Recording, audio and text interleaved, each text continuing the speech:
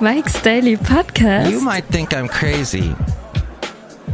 It's Mike Matthews broadcasting from Cafe Anyway, located somewhere in Podcastro Valleymont. Today, we are going to hear from the wonderful, what's his name?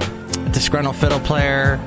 We'll get to Benita and the brewmaster. Well, I did not have the best night last night, and I will tell you why. Mike's Daily Podcast. My dog was attacked by another dog. Basil's fine. Don't worry. Mike's Daily Podcast. Now it's time for that obligatory Basil bark. There you go. And last night it gets dark early, and so I'm walking down the street, and this lady goes, "Hey, can our dogs meet?" And I go, "Sure. Basil's friendly. Here we go. Let's see." Oh, all of a sudden, her dog and Mike's Daily Podcast. my dog are fighting. She's got this sort of a German Shepherd Border Collie mix, and they're going at it, and Mike's she gets bit. Daily I run around. Podcast. I hurt my foot again. Yeah. So today I'm wearing my boot again. And I'm just like, again. And so she's like, "It's all right. No worries." I love it when people say no worries, by the way. It's everybody's using it. Instead of no problem, it's no worries. And I think we got it from the Canadians, because I had a Canadian friend that used to say that all the time. No worries, eh? So now everyone's using it, and maybe that's something I should live by, is no worries. And taking a breather. I'm taking a breather. Sorry. And just relaxing. Because look who walked in. Hi, Mug! It's Benita the Rodeo Queen! How y'all doing? Here's my horse. That's a disgruntled fiddle player, tell you what. What? Feel bad that your foot's hurting again and whatnot. Yeah, thank you, disgruntled fiddle player. Oh, look who else walked in. Hello, Mike. I make the delicious root beer. I'm the brewmaster. Oh, boy, I have some right now. Thank you. I need a little root beer to cheer me up. Because I'm so sad and blue. I'm such a hurt, broken man with my broken foot. Well, it's not broken. It's got this. It had a stress fracture, and I guess, maybe I should have worn the boot a little bit longer than I did. And here's today's podcast picture. But it was feeling better, and I'm like, I better just keep walking because the boot seems to be making it worse, and I'm not Canadian. Take off, you hosers. This is a podcast picture of me in happier days when I was a happier man. I was so sad yesterday that I had to watch Amelie. I love Amelie so much. What? That's not Amelie's music. There we go.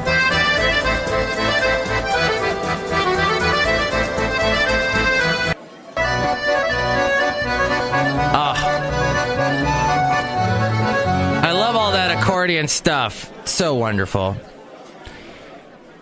Hey, you know that thing I was telling you about yesterday? The World with Scott Lorman or whatever? By the way, if you want to work for NPR, you got to have a bizarre name. Kai Rizdal, Lakshman Singh, all those names are necessary. You can't have a normal name like Mike Matthews. That's too boring. So the Amelie always cheers me up. And the person that was on The World that I was telling you about with the super high voice, I can't find that interview anywhere. But if you want to look it up, it was on Friday.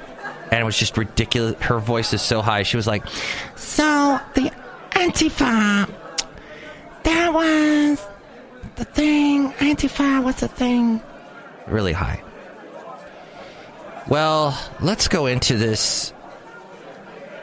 4 days after the shooting, investigators continue looking into the horrible Texas shooting. The guy, Devin Kelly, and he and his past and motive. At least 10 people who survived the carnage remain hospitalized in critical condition. Other survivors, along with members of this close-knit community, comforted each other and gathered at a memorial of crosses near the First Baptist Church. Apparently, he escaped from a New Mexico mental health facility in 2012, they are saying now, after sneaking guns into an Air Force base and commanding threats against commanders. And also, apparently, that they had told him at the church that he was not welcome before all this went down. Meanwhile, North Korea officials were closely watching President Donald Trump as he addressed the South Korean National Assembly, but they said they weren't listening. This according to CNN. Though Trump's speech was his tone was a little more subdued. He didn't say stuff like, "They will be met with fire, fury, and frankly power, the likes of which this world has never seen before." He proposed what some perceived as a conditional olive branch. Officials in Pyongyang, authorized to speak for the government, said to CNN, when it comes to Trump, quote, "We don't care about what that mad dog may utter because we've already heard enough."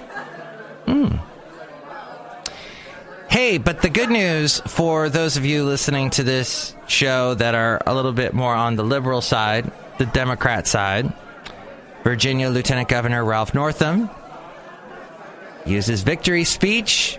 Yes, he won yesterday to tout his decisive win in the pivotal governor's race as a signal that Virginians want to end political divisiveness. And there's your daily lisp. Northam's resounding victory dealt a blow to Republicans nearly a year to the day from Trump's own election win. It's been a year since I went to bed early in the evening, as I usually do, and the votes getting counted. I heard the first couple of states going to Hillary, and then all of a sudden everything going to Trump. And I'm taking a shower, and I'm listening, and I'm hearing, was it Rachel Martin on NPR, sounding like hysterical. And the guy who looks at the stock markets, he was going, "Everything's going down the tubes, oh no." And luckily that turned around. The stock market's done really well. And, well, we haven't had World War III yet, and I'm keeping my fingers crossed. But, yeah, that was a crazy night a year ago. And then I remember waking up at about midnight and checking my phone, just looking at I think I had it on Bing on my phone, because I get points with Bing. And it had Trump, the winner. And I took a screenshot of it because I couldn't believe it. That with 99% of precincts reporting, Northam was nearly 9 points over Gillespie. Republican Ed Gillespie. And that was, that showed the Virginia Democrat with a slight edge. Oh, he had a slight edge going into Election Day. And okay, so the winners and losers of that. Democrats' morale would probably be a winner, this according to the Washington Post. It's become clear that Democrats have the momentum across the country, they say. That's apparent most notably in special elections, where they've often beat their 2016 presidential election performance, and also on the generic congressional ballot, where they lead in a few recent polls by double digits. Tragedy was overcome last night. One of the winners for the Virginia House of Delegates is Chris Hurst, the Democrat. For those who may vaguely remember that name, he is a former local TV news anchor, and sadly his girlfriend, Allison Parker, a reporter at the same station, was killed on live TV. You may remember that in 2015, along with her cameraman, killed by a disturbed former colleague on live TV. Hurst quit his job to run for office in her memory, and he won yesterday in one of several surprises for Democrats. And the Washington Post wrote, Democrats' redistricting hopes. After the 2016 election, 7 governors' races were spotlighted in the coming years that would be huge for Democrats' ability to prevent another drubbing in redistricting after the 2020 census. Topping that list was Virginia. And They also write here that the losers were the Trump-style nationalism, that both Republican gubernatorial nominees ran with a version of Trump's nationalistic, often dark, anti-illegal immigration message, and neither saw it pay off. And Steve Bannon apparently is a loser. The Breitbart head, who is now targeting incumbent GOP senators in primaries, seemed to see a good talking point coming down the pike. Even if Gillespie just kept it close, he looks foolish now. He's closed an enthusiasm gap by rallying around the Trump agenda, Bannon said of Gillespie in a weekend piece in the New York Times. And I think the big lesson for Tuesday is that in Gillespie's case, Trumpism without Trump can show the way forward. If that's the case, Democrats better be very, very worried. Except not so much.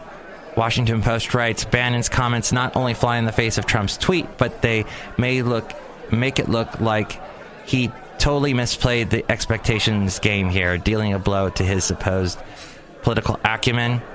And Chris Christie, a big loser, even though he was termed out. He's done now. The Trump, I guess, was trying to distance himself from the Republicans involved in the race. Now on to Snapchat. Do you use that? Snapchat's growth has slowed to a crawl. Now, I just heard this morning that there was a Chinese company that apparently has bought a huge portion of the company. The company behind the social networks, Snap, saw daily active users climb by 5 million in the third quarter, just 3% growth from the second quarter and 17% from a year ago, bringing its total to 178 million. That trails the 300 million daily users on rival Instagram stories. Yes. 300 million versus 178 million. Instagram's parent, Facebook, boasted a year-over 16% growth rate, but off of a base more than 2 billion users.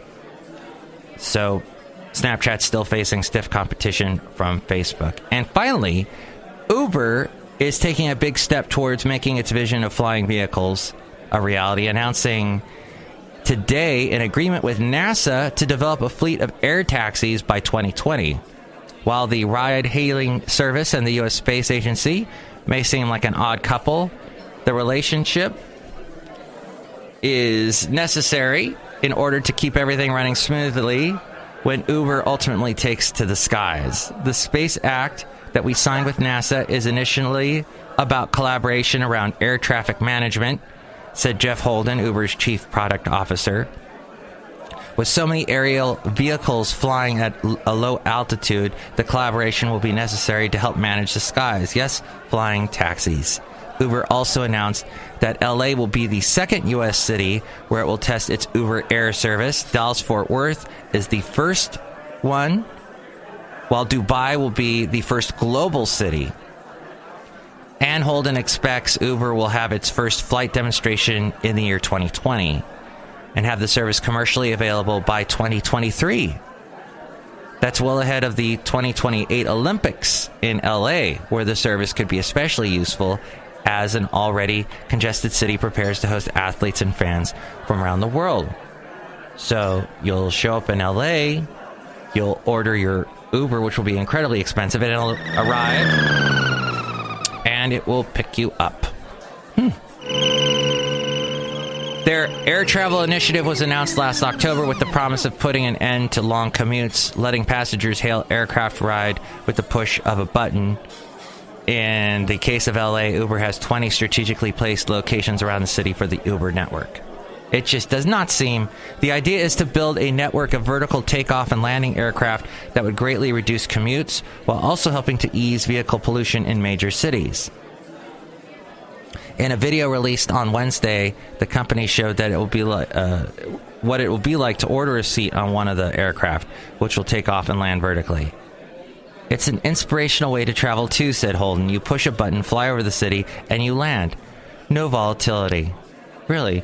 I always heard what goes up must come down, and I'm hoping that these don't come down like just randomly in places. You know what I'm thinking.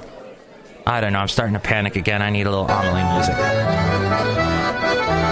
Okay, I feel better. As we go outside a cafe anyway, we bring you Mike's Daily Podcast somewhere in Podcaster Valley. Oh, my foot. So basically, the foot back in the boot, back in the Canadian boot, and taking off you hosers. To sum up, take off you hosers, and don't let your dog...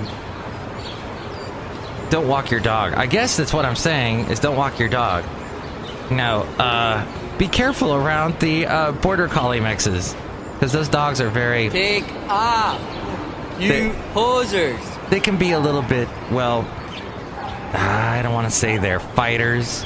They like to control things. They are sheep herding dogs. So they like to sheep herd, and some dogs don't like it, like my dog. You're not going to sheep herd me. You heard me? You heard right. Next show, it's going to be Madame Rutabaga, Valentino, and Bison Bentley. Enjoy your day. I'll be in the process of healing, hopefully.